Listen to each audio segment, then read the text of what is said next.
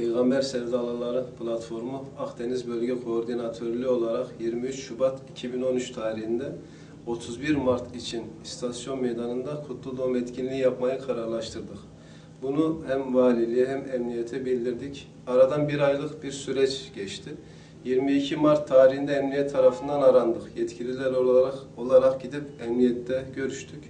Emniyetteki yetkililer bize kendi yanlarında meydanın bize tahsis edilmesinin olumsuz olduğunu ama sürecin daha bitmediğini, valiyle görüştükleri zaman bunu değiştirebileceklerini bildirdiler. Biz de kalkıp vali beyle görüşmeye gittik.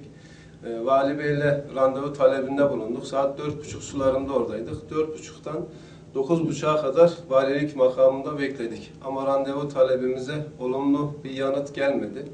Vali Bey işte protokol müdürü aracılığıyla bize meydanın olumsuz olduğunu, işi emniyetin çözeceğini, onlarla görüşmemizi beyan etti. Biz bekledik orada saat 9.30'a kadar.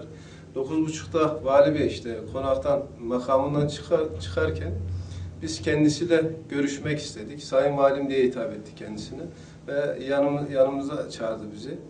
Biz gittik, görüştük kendisiyle ayaküstü ama. Bir 10-15 dakika ayaküstü görüştük.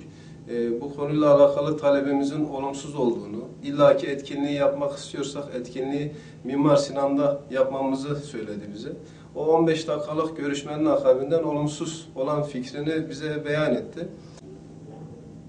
Biz pazartesini bekledik. Pazartesi günü yine yetkililer olarak Vali Bey'le görüşmek için talepte bulunduk. Bu talebimize gene olumlu yanıt gelmedi. Vali Bey protokol müdürü aracılığıyla bize düşüncelerini bildirdi ve meydanın kesinlikle bize kutlu doğum etkinliği için tahsis edilmeyeceğini özellikle söylüyorum. İstasyon meydanının bize kutlu doğum etkinliği için tahsis edilmeyeceğini, etkinlik yapmak istiyorsak illa Mimar Sinan'da yapmamız gerektiğini bize bildirdi.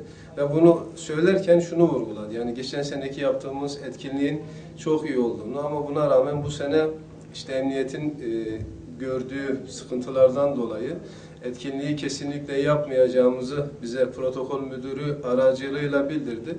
Biz buna kani olmadık. Bu konuyla alakalı biz son noktayı koymadık kendi yanımızda.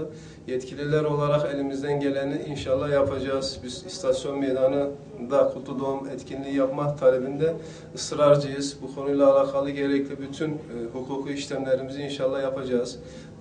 Bundan sonraki aşamalarda inşallah basın açıklamamız da var. Dediğim gibi bu konuyla alakalı biz teyakkuz halindeyiz. İstasyon meydanı talebinden kesinlikle vazgeçmiş değiliz. Bu konuyla alakalı yapılacak bütün şeyleri inşallah kademe kademe yapacağız.